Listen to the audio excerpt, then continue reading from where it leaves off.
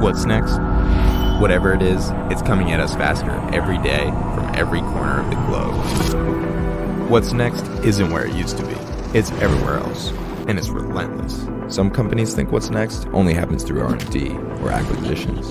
For them, what's next might be fatal.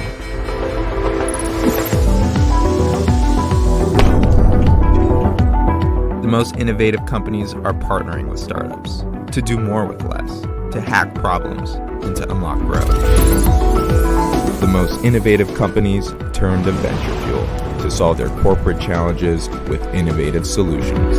Our global innovation network includes over 500 leading venture capitalists, universities, accelerators, and angel investors. Heck, even our scouts have scouts, which is why at any given time, we have eyes on up to 2 million vetted startups around the world. But you don't care about 2 million startups. You care about the ones that can solve your problem, which is why we don't give you lists. We deliver custom vetted solutions. So whether you want to transform innovation across your company, or solve an immediate challenge with tangible results, or simply discover what's possible, Venture Fuel helps you inject innovation to stay ahead of the pace of change. What's next? What's next is now.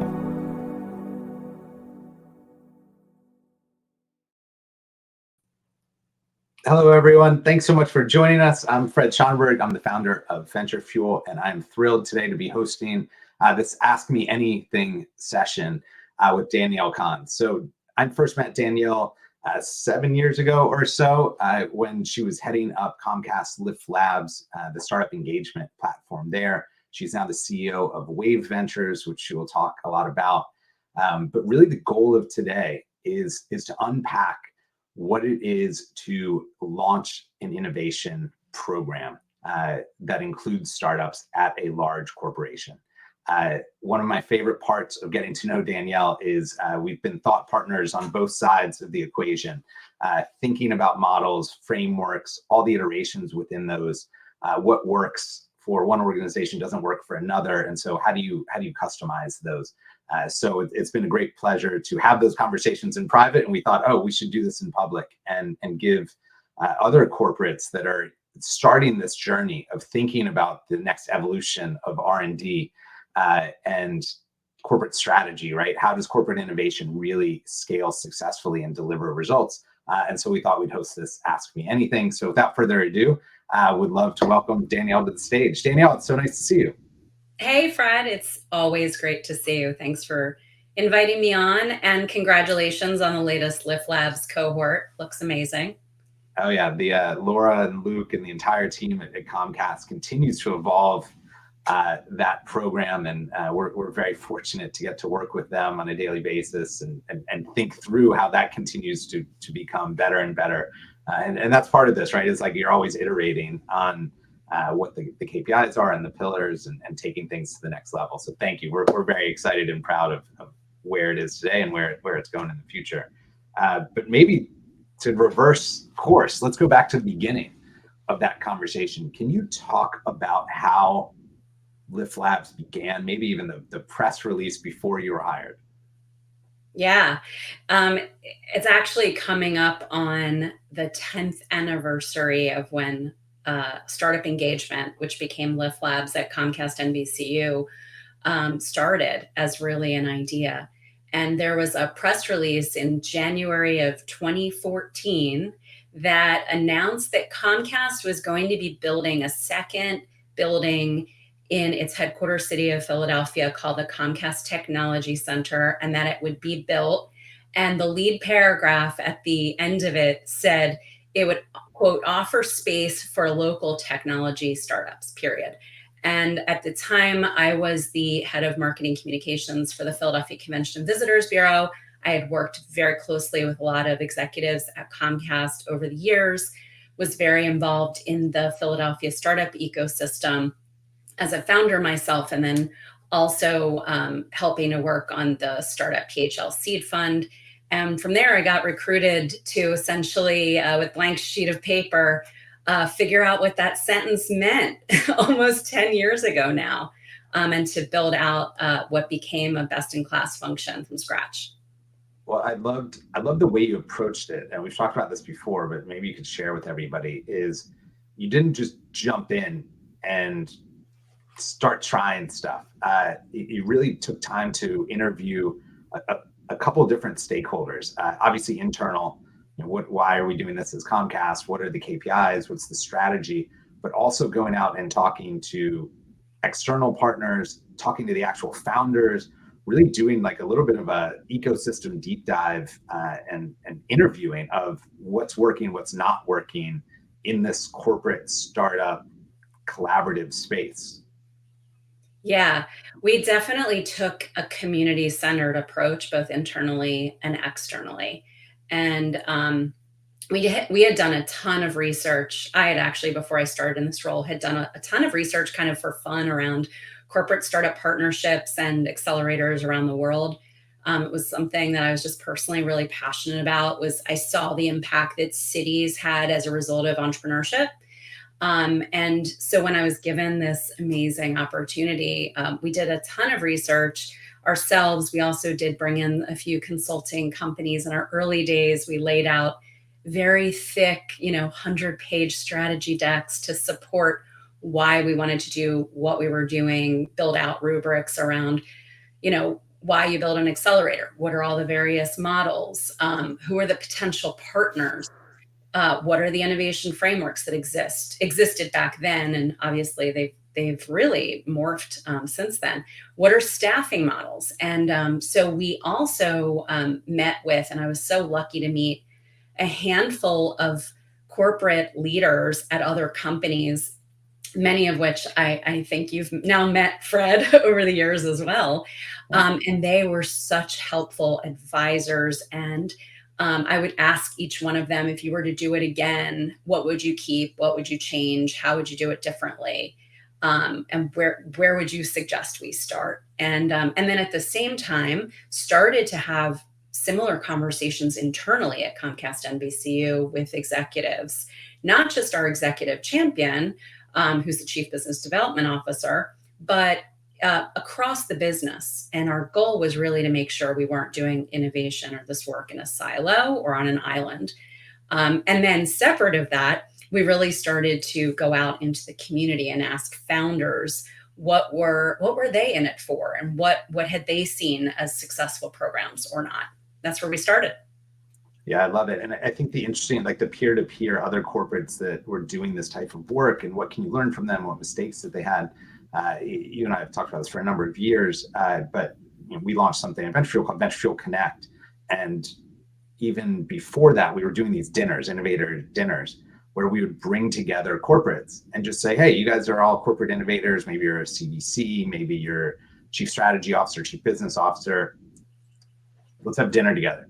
No agenda, just talk. And the value that everyone got out of that, right? Because it's kind of unique work, and you can pick from different folks, and it's a really cool part of this community, right? Because people that are in this are not competing with each other. So there's a real collaborative opportunity between different corporates. It's something we try to be the facilitator of that a lot of times.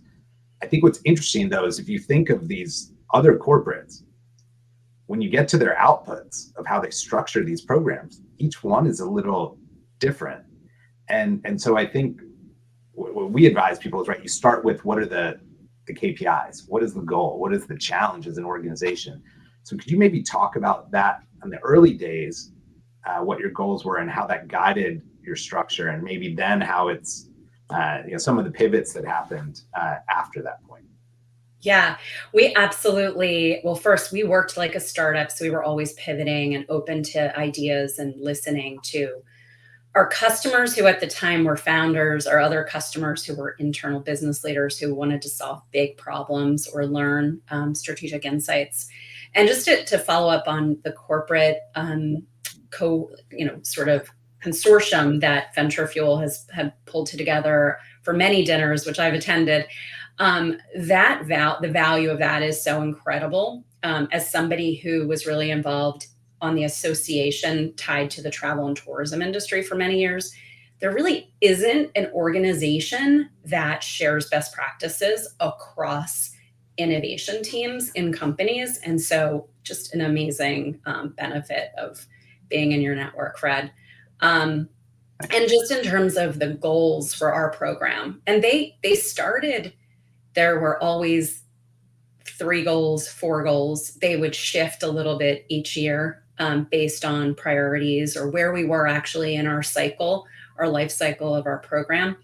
And at a high level, I think it really depends. The goals, your program that you design really depends on your organization's goals and the level of support you have internally to actually do this work in a meaningful way, and to be really clear, not just on what our goals are, but how will we really, as a team, as a program, be measured against those goals.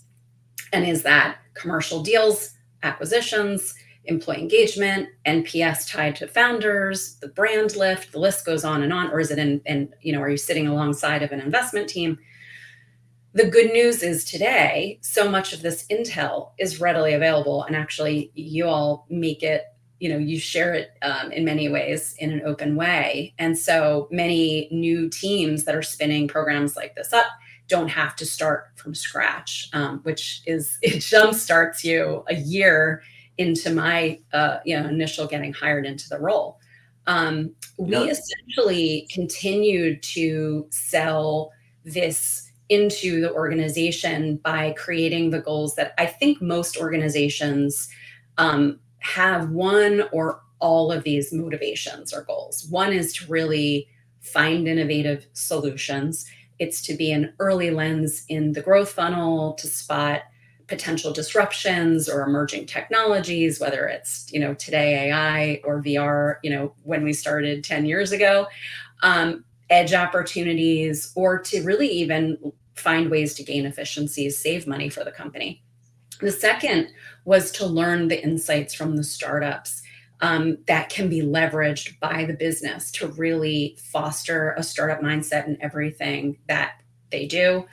The third was around employee engagement and to encourage teams to take risks, challenge their status quo, and even attract new tech talent, which was a goal when we were opening the Comcast Technology Center.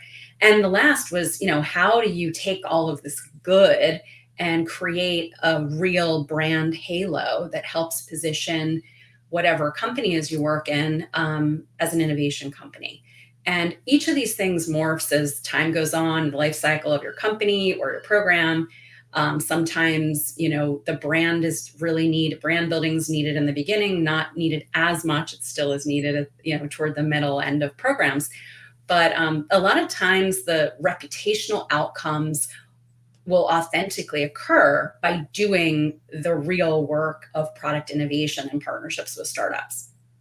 Yeah, it's so interesting. You mentioned sort of spending a year to learn this stuff, and that now we can maybe skip that step. We started doing this, I'll call it like facilitated strategic brainstorm, where we have a Miro board and we sit with potential clients, and we kind of do this, Simon Sinek type of like, what's your why? Why are you doing this? What are the goals? What are those KPIs, those 4 pillars you mentioned, and then weight them, right? And we kind of come through this and we say, okay, after that, now that we've unpacked the why and what your challenges are, here's some of the best frameworks that other corporates are utilizing. And there are different flavors within all those, right? But like the goal is to take that year of exploration and say, hey, in an hour-long Zoom call, let's map out a couple different solutions for you. And then should that be aligned, how do you actually execute that as like stage 2? But that all came out of those, like the corporate consortium, the dinners together of hearing everyone like talking back and forth. And we're like, hey, by the way, like there's 10 other people that have the same problem. So it's really interesting. And you're right, as the program progresses and the years go on, those goals change, they morph, other opportunities pop up, which is crazy fun and interesting. I wanted to go back to something you said that you asked the other corporates early on as part of your exploration of like, if you could go back and do it again, what would you have done differently? I'm curious to kind of point that question your way and think about some of the learnings or maybe obstacles you overcame early days. Oh, no obstacles. Yeah, right. Many. I think number one, community building takes a lot of time, marketing resources, and real people. before you even launch an accelerator, do you have relationships with founders or partners? What are you doing to build those relationships? How do you build trust? Not just with the founder that you meet in that moment, but their network, their angel network, their investor network, their peer network, so that you continuously get good, solid referrals of companies. We spent just as much time talking face to face with a diverse group of founders, asking for what had failed in other programs, and really took that to heart. And ultimately, I think that we really leaned in on keeping our doors very wide open for founders of all stages. They definitely came. Founders ultimately want a partner who will show up, test, and invest. And I think our earliest successes were framed around pilots, proofs of concept. Many programs, still to this day, that is not what they're focused on. Ours was really, could we help these companies get some level of traction within our company? And we did. And that actually became our program's secret sauce. That was why we had really high NPS numbers from both mentors that were involved internally as well as the founders themselves. And then in terms of obstacles, I would say that in every organization, there is a not built here mentality with some people, some leaders, or there could be a change of direction because there's a reorg, or someone that was really excited at the beginning of a program lost their budget, and now, or there's cost cutting happening, which meant that leader can no longer support a company that ends up in a program. And so, and then there was also, I think, one of the obstacles was even some founders just not being interested in early stage equity focused accelerators. And so in some ways, in our early days, we were appealing to what was really a relatively narrow slice of the startup ecosystem in the end. And some were strategic, but very different from where the program has shifted to today. Yeah, it's also interesting, right? Because the KPIs and pillars have changed, and like initially it was very community driven and sort of the space in Philadelphia and engaging there, and that's still a very important part of it. But there are other elements that have grown over time. I think one of the things I would say to everyone watching and listening is, this is an Ask Me Anything. We want you all to be asking questions of Danielle, so please put any questions or things you're thinking about in the chat. I'll weave them in here, and then we'll go to full Q&A towards the back half. But don't feel like you have to save all your questions till the end. Feel free to start peppering them in, and I'll jump in. And Danielle and I have talked about this so many times. We can pepper in all sorts of different angles. One of the things I would ask you about is this, I'll call it friction between internal versus external. In that you want to build the internal functionality. You want this to be something that you can own as the corporate. But also, as you said, like you spent a year plus just talking to the startups and figuring out the community of angels and who their angels are and the scout of scouts and all those kinds of things. And there's some value of external partners that can hyper drive that / operate for you. But I would say the number one question I get is internal or external. What is that decision matrix, and how do you decide? So curious how you thought about that early days, what parts you wanted to do yourself versus have a partner help with. Yeah, I mean, I think it's a great question. It really depends on the program and what type of organization and the goals again. But finding great partners, I think, is one of the most important things. We had partners and have, the program continues and has fantastic partners and has had partners since the very beginning. Part of the reason for partnering with outside organizations was to have an extended network and to have an extended team. And so it's, certain stages of programs are fine when they are very founder focused, and it is about helping the founders to raise money. It's really, that to me is more around like the an early stage accelerator that also benefits the founders. The focus is on the founders and on the community. And those are really important programs, and there are amazing partners out there who are doing that work. When it comes to building a team to run the function of an accelerator, it takes a lot. It takes a lot of resources, and I think the key is actually in, as much as I saw this, especially as we wanted to really pivot the program into more of a commercialization program, having partners who were flexible in their models, could customize their models, and they didn't have different types of goals than we had as a corporate partner. And the corporate partner was really their client. And it was, a relationship. And that was very much, the Venture Fuel Lift Labs relationship. It isn't about the companies themselves, the founders themselves, teaching them how to raise money or teaching them how to do business with a large company. They're kind of already at that stage. The question around staffing was something throughout the process we looked at. And I remember each year, when you have to go into a company of any size and try to ask for headcount to support a program, it's really hard to get full-time staff. And I've always thought that these programs or, capabilities are really best met with a combination of internal resources. A core internal team does not need to be huge, but it certainly should not be one component of one person's role. It does take time and focus and somebody's dedication as the glue of the program, with internal business leaders and the founders of the companies that you're trying to partner with. So having a small but mighty team, which is what exists today still at Lift Labs, is critical. Still having an internal team.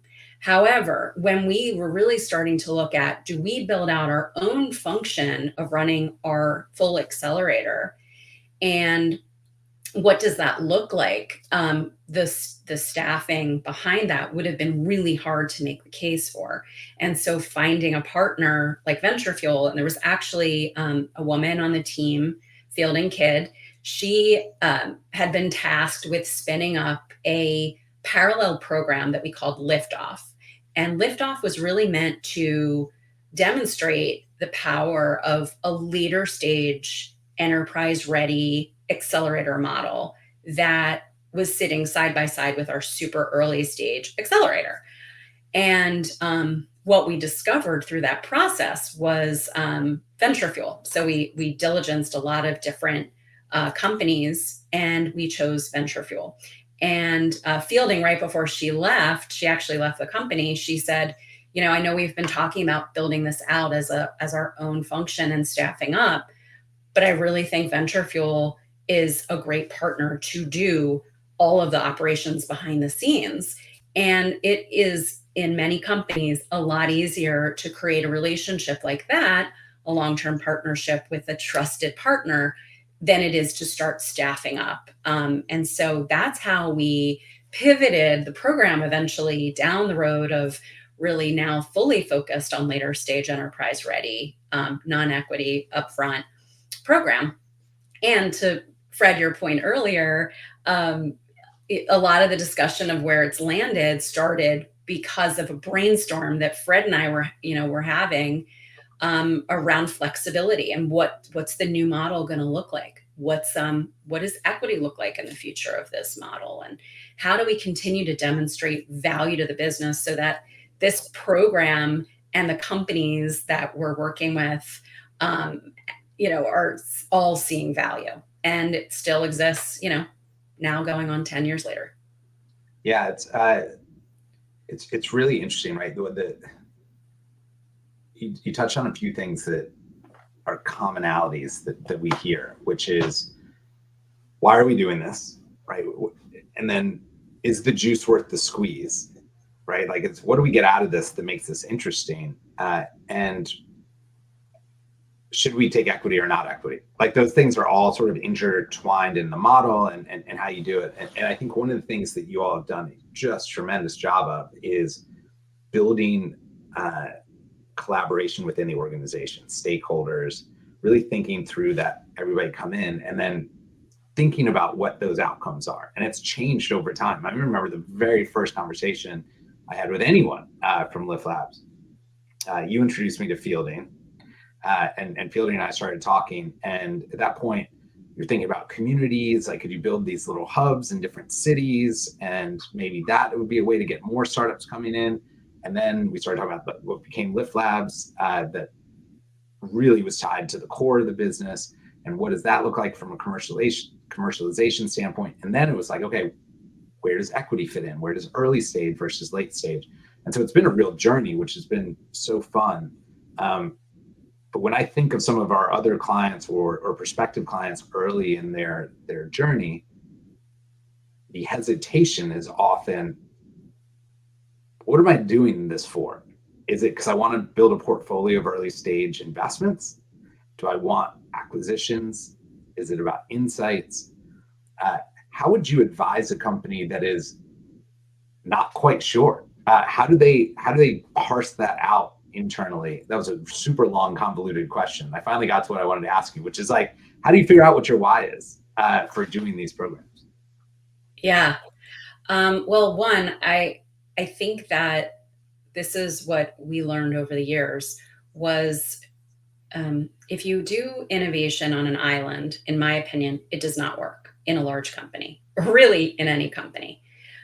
Two, having the buy-in from an executive champion is great, but ensuring that not just one executive champion is bought in, I think, is even more important. And so we spent a ton of time meeting with pretty much every executive who would meet with us to hear their pain points. Every year, we sat down with them right after our program would end, and we would say, okay, what's on your mind? What's keeping you up? What problems are you looking to solve? And we became the team that was really connecting these dots across a very large, complicated, complex company of Comcast, NBC, Universal Parks, Pictures, the list went on. And so we aligned with the business. That became, and why I think it is still running and still even more successful than when it started, was it's really been about strategic alignment with the business. And I think for someone starting out, my shoes 10 years ago, is really get to understand the goals and motivations behind your leaders for wanting to spin up programs like this. And are they willing to put the resources behind this, both in terms of, allowing you to find a partner if they're not allowing you to build a team, or understanding their why.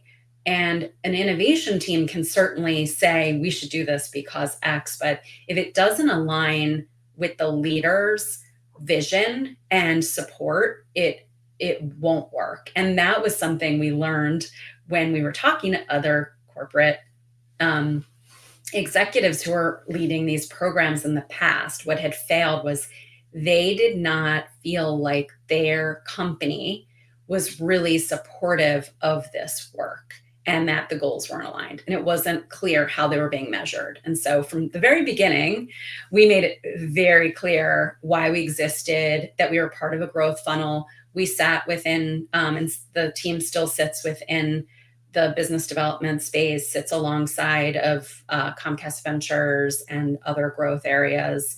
It is not a PR community impact program.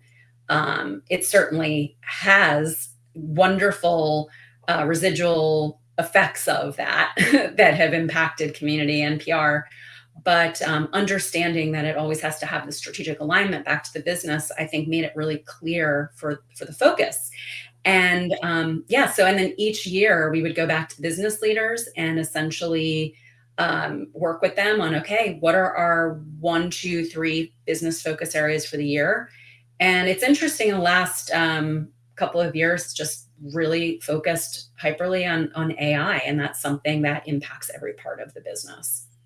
I think one of the things that's neat, and like crazy shout out to Laura Plunkett, Luke Butler, Katie, like what is unique and that I've learned a tremendous amount to incorporate into all of our programs is this idea of going to the different business units to solicit pain points, to really understand what is an important problem that your team isn't able to address in the near term, right? Where's that gap?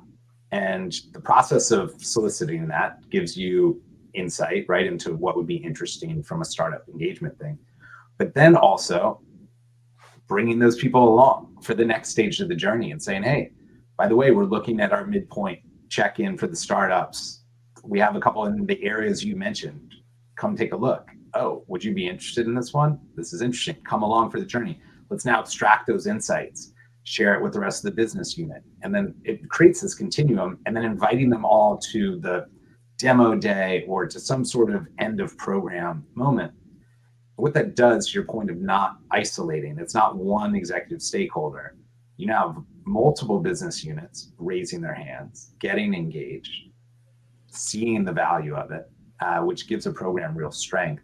And also to flip back to why would a startup be interested in joining a corporate accelerator versus anything else they could spend their time doing, is like they want deals.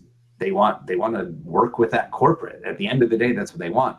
And so what you're doing is building this amazing 360 program where the business units are seeing value, the startup engagement team is knowing where to look, what to look for. The startups are actually plugging into real business problems. It creates this beautiful sort of circle. And I think one of the things that we see with a lot of clients is they go, well, we know what the problems are.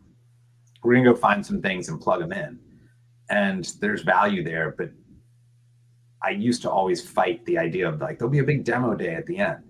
And what we've realized is like, this is collaborative. You have to bring other business units in. You have to have them see what the value is and almost do that internal marketing of why this is here. So you have other people raising their hands going, hey, I want to get involved. I'd like to figure out a way to do something like this. And it ends up being this very beautiful sort of circle to drive it forward.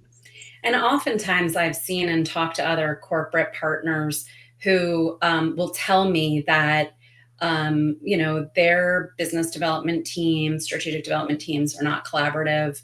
They kind of work, in an island. And so when I started, one of my goals was really to be that connector across the enterprise and to pull executives into the process. And it's great that has continued. And I remember, Fielding and I used to go and meet with every executive, and Luke and I used to do that. And it has continued. And I think that is absolutely what has given, I think, this program such longevity, is there are so many executives across the enterprise who believe it can solve problems. They have seen real results. They have found amazing companies to work with. And they've also learned a lot from those companies in terms of insights, in terms of culture. And so in some ways, it also was a moment, even during the pandemic, where we really saw that it was a galvanizing moment across the organization, where business leaders were getting really excited to, introduce or meet the next cohort that was coming in. And it energized not just the building in Philadelphia, but leaders across the country who were working with these companies. And so, yeah, it's sort of like community-centered design, the cross-company collaborative innovation, to me, is innovation, and where, I think everything's going now. Can you talk a little bit about push versus pull. And there's somebody who runs a similar function at a very large CPG, and we've become similarly sort of friends and thought leaders on this. And they talked to me about their evolution. That initially the idea was, we're going to go find the best startups in the world, right? No matter what category, whatever problem they're solving, and then we're going to shop it internally and kind of say, hey, look, we found this cool thing. And they have evolved to the reverse, which is they go to their business units and say, what are you trying to solve for? What are your gaps? What are your growth opportunities? Now let's go find solutions. How do you think about that push pull versus either starting with a problem versus starting with the tech in search of a problem? Yeah, I mean, we went through that as well. And I think that you get a lot of inputs from a lot of founders and referrals across the world. And it's really hard to sift through all of those and find the right fit. And that was a big reason why we flipped our model and went on to the focus areas, because you cannot run a program that's a catch-all for all things to all people. It just does not work. But what we found was when you focused on a vertical, you would find that different parts of the company could find ways to work with the same company, but in different ways. That technology could be leveraged by Parks or Pictures or NBC or by Comcast Cable in very different ways, but they were all intersecting with this one company. And so, yeah, I'm a big believer in publish your areas of focus and hone in on the companies that are the most viable, who have traction already, and they're looking for maybe not their initial first customer, but their second, third scaling customer. I'm about to go to Q&A. I see a good question from Dennis Slate that I'll throw in here. But before that, you just led right into something that I think about all the time, which is that second deal, that third deal, right? Because one of the things that's interesting is a lot of innovation teams, the knock on innovation teams from a startup perspective is, this is a startup petting zoo. You're doing it for PR, halo effect. Maybe I'm going to get a $50,000 pilot, and then I'm going to disappear. And by the way, you're going to burn my wheels. You're going to spend so much time for me to get that $50,000 pilot, and it's not going to scale. No thanks. What Comcast is unbelievable at is really connecting that tissue of like, here's how you get in for the pilot. And by the way, here's the potential. And you're not here for the pilot. You're here for the potential.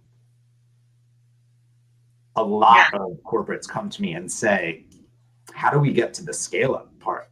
How do we, because once it leaves our innovation team where we have control and we pass it to the business unit, it's one of 500 KPIs they care about, and it's harder. And so they don't support it. How do you think of that transition to the scale up? Well, one, I think it kind of goes back to when you're meeting with the business leaders, what are their priorities? And actually, do they have budget behind those priorities? Because that's where the scale up happens. When a business leader is looking for a solution and they actually have the budget to not just run a pilot or proof of concept, but the following year, they would actually be able to commercialize that product. And so understanding the business leaders' motivations and budget is always, I think, one of the biggest keys. And then, the Katie Tuber role, as it is called now, was called the Monique Maffo role. Having someone who is championing the founder internally and making sure that on both sides of the equation, both the founder and the business leader are holding up both ends of the bargain. Having that Sherpa is critical. And that's why I think having not just an outsource partner, but an internal core team developing relationships with business leaders on an ongoing basis, which happens in the hallway, which happens at other events, which happens at leadership events. And really everyone on the team's responsibility becomes, how do we ensure that this pilot happens, that then moves into a commercial deal and works with all of the internal teams, not just the business leader, but the accounting team and procurement, to ensure that it's actually easier for the companies we're working with to get their foot in the door and stay in the door and grow once they're in the door.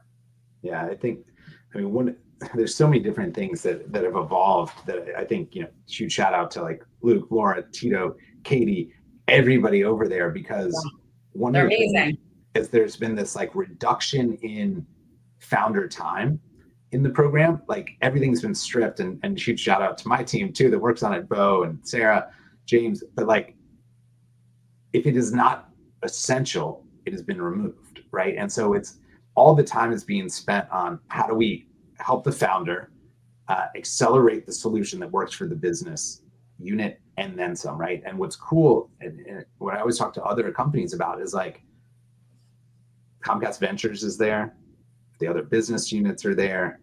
We're seeing where this is. Venture Fuel also helps with, hey, if this product is really interesting for companies non-competitive outside of Comcast, we can help you get there, right? So what we're trying to do is create this tremendous value proposition for the founder, but that's all based on what the Comcast value need is, right? And so when you connect those two and you really remove all the bias, right? And it's like, why are we doing this? And everyone puts their cards on the table and we go, okay, this is what's in it for the founder. This is what's in it for the various opportunities at Comcast. Venture Fuel builds the connective tissue, right? Like that's where this is really, it jumps, which is really cool. And something we are often preaching is like, you need these various Sherpas is a great word, right? Like Katie's a rock star of going, and Luke too, and then Laura, all of them like, okay, so-and-so this business unit said this is the opportunity for this. Let's go validate that. Now we have a path, not only for the first part. It's not about the first deal. It's about that second scale up. And so knowing that, and this goes back to your why. So anybody that's sort of early on in their journey, I always say like, hey, we do call it future casting. What's the press release about this program 5 years from now? And what do you want the bosses to talk about? And then let's reverse engineer to deliver that. And I think that sounds very like McKinsey, right? And no offense to McKinsey, but it's like, okay, what is the quick wins to the 5-year vision? Because you have to deliver value, if not quarterly, on an annual basis that shows, hey, we're moving towards this big opportunity. And there might be multiple pathways down here, but like that's the part that I think has really been powerful about this. So let me go to Dennis's question. And by the way, anyone watching, listening, come at us. Throw the questions out there. Anything goes. Ask me anything is the title. So you can ask Danielle whatever crosses your mind. But Dennis asked, what does your vetting process look like from the beginning of the funnel? And how do you decide what moves forward and when to move something else, to shelf it? And I'm assuming this is a startup question in terms of like, how do you figure out where in the funnel it goes? But I'm also going to add on to it and ask you separately on some of the corporate stuff. But just from a startup standpoint, how would you answer that, Danielle? Yeah, I think it's it really, now it's like so dependent on the stage of the company. And there is an entire funnel of early stage companies that all major companies are tracking, right? Like, how are they doing in their initial stages? Sometimes they're looking at fundraising, but more importantly, I think for us, we were always looking at what level of traction they had with customers. And did the founder, him or herself, have success stories? And that was an early way of looking and diligencing companies. As it's gotten later, Certainly the Lift Labs team and Venture Fuel have their own process and rubric for making those decisions. It's usually been tied, though, to where does it sit within the focus areas? Is this something within that focus area that aligns with a business goal in some way? So, AI is so broad as an example. Is it specific in, say, media, entertainment, connectivity in the AI space, or customer experience as another example? And then oftentimes it was the relationship and working with the founder, him or herself.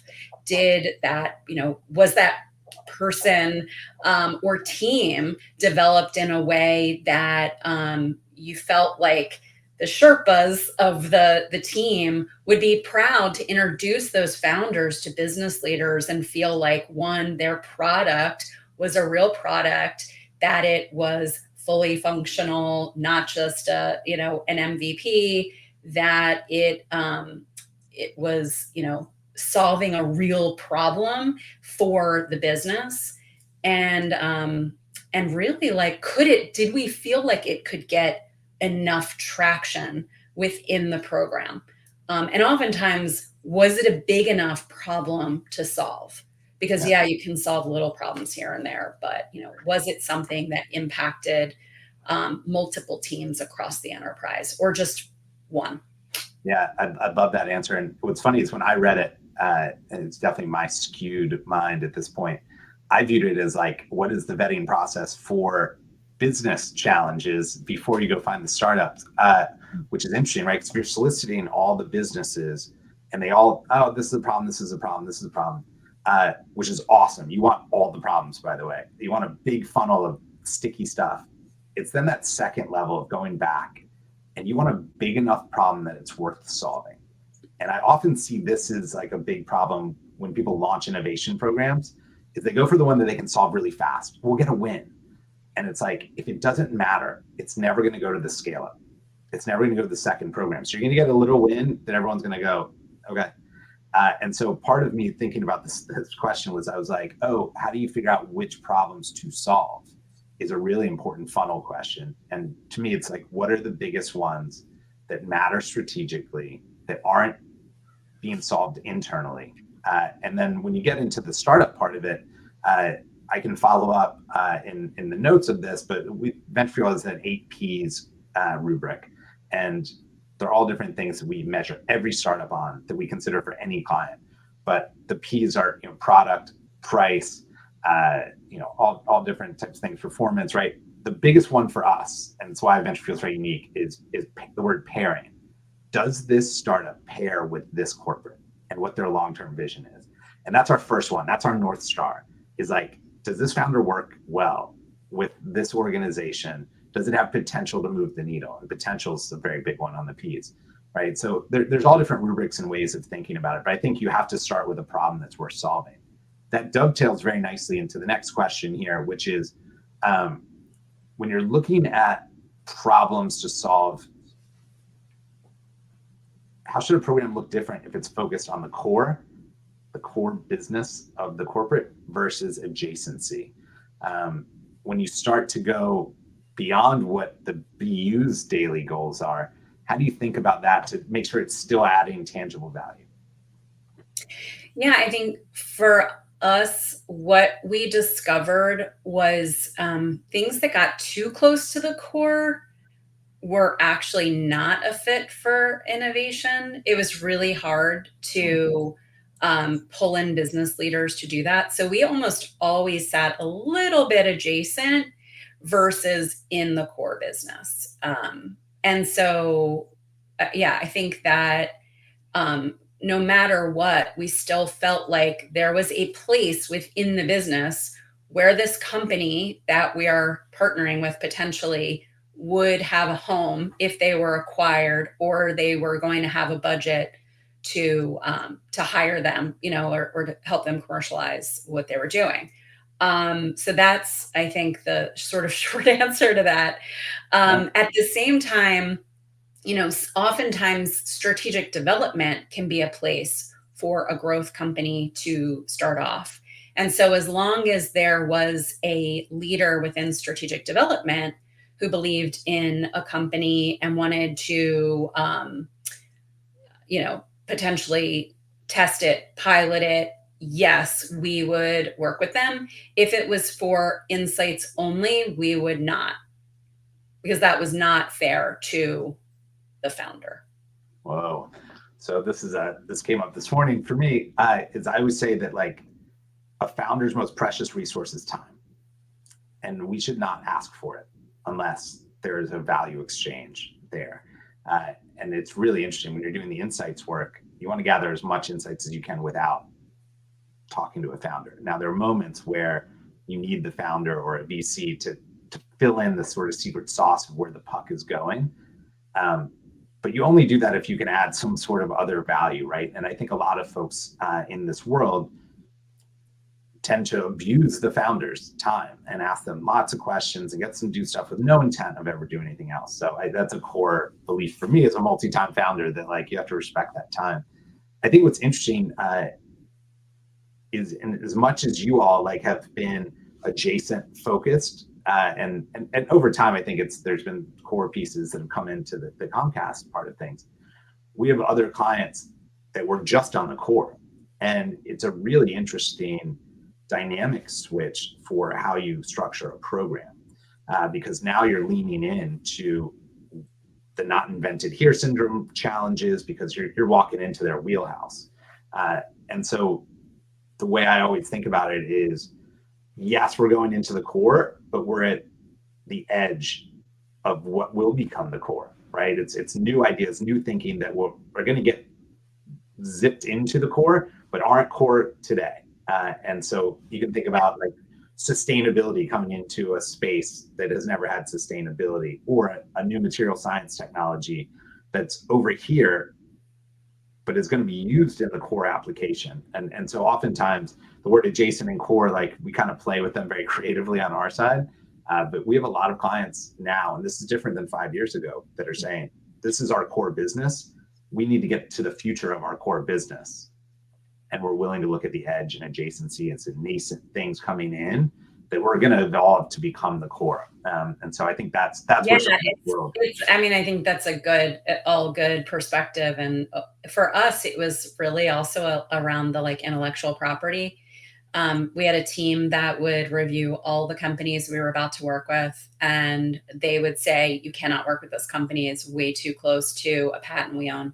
So if it was too close to the core and there was any sense that we would somehow, or they would learn secrets of some sort, it was off the table. So adjacencies, yes, 100%. Something too close to the core. And honestly, like it's in the founder's best interest to also just structure a lot of guardrails for themselves in a situation like that, as well as the corporate.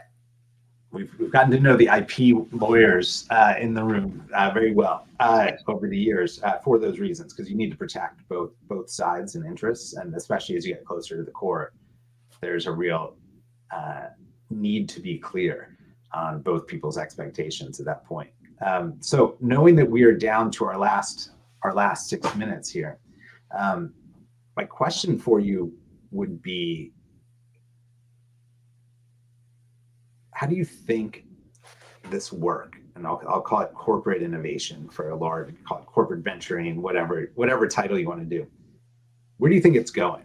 How do you think it will look different in the next 2 to 5 years from where it is today or has been? Yeah, I think that where you're taking the model and have taken the model, I think that's where it's going. Finding a partner who can bring incredible value to the table, customize programs,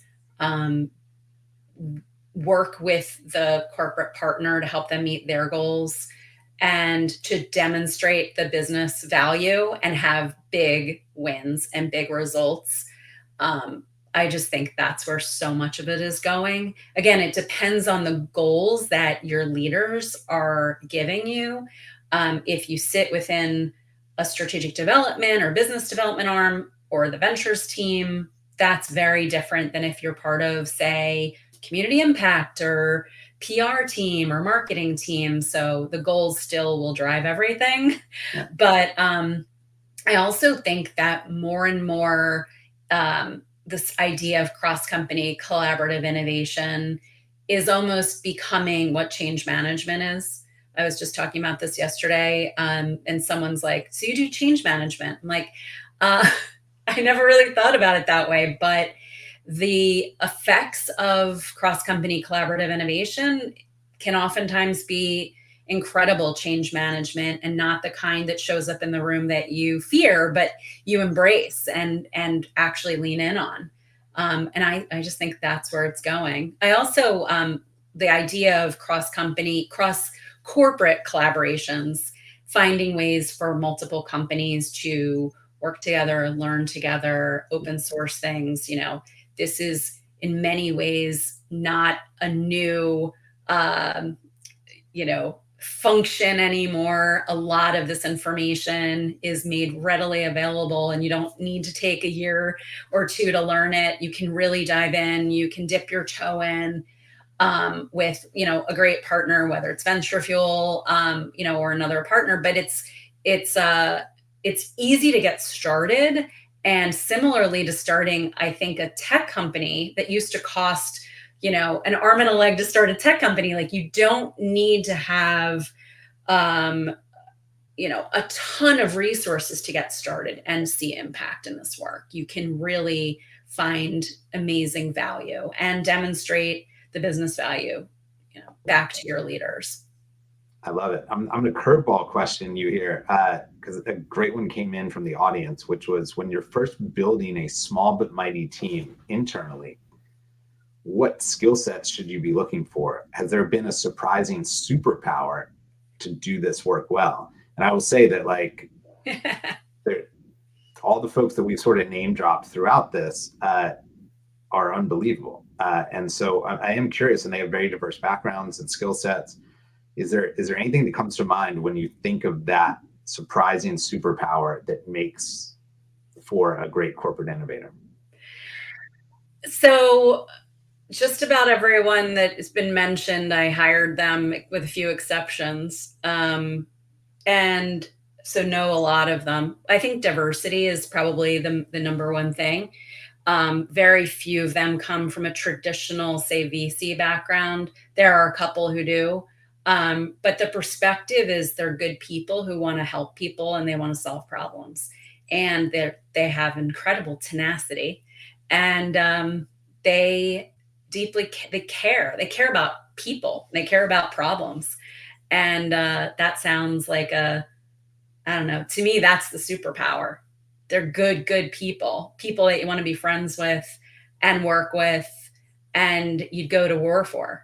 And they'll do the same for, they'll do that on behalf of the company, and make sure that the company is represented extremely well, and the priorities are met, and the goals are met, and they'll equally champion founders and make sure that they're on both sides kind of coming to the table with all they got. I love it. I think what's really interesting, and when I think of, like Laura Plunkett, like, I'd love to be on an airplane sitting next to Laura. Like, it's just fun. And Luke, like, I have a beer with this person, right? But not only is it fun, but, like, they want to solve problems. They love this. They love not accepting the status quo, but looking on the edges for new and better solutions. And I think that is a tremendous personality trait, right? Because the easiest way isn't always this way, but the most interesting and the biggest potential is this way. And so people that have that spark inside of them. So Danielle, thank you. You've always had that spark inside of you, and I appreciate you sharing all your wisdom and time here today. For everyone listening, please follow us on LinkedIn at Venture Fuel. Tune into our podcast, the Venture Fuel Visionaries podcast. We will we'll turn this into a podcast and share it out with folks. But Danielle, thank you for all the work you're doing to spark change, both historically and now with Wave Ventures, and for being such a great thought leader in the space. We really appreciate it. Thanks, Fred. Have a great day, everyone. Take care.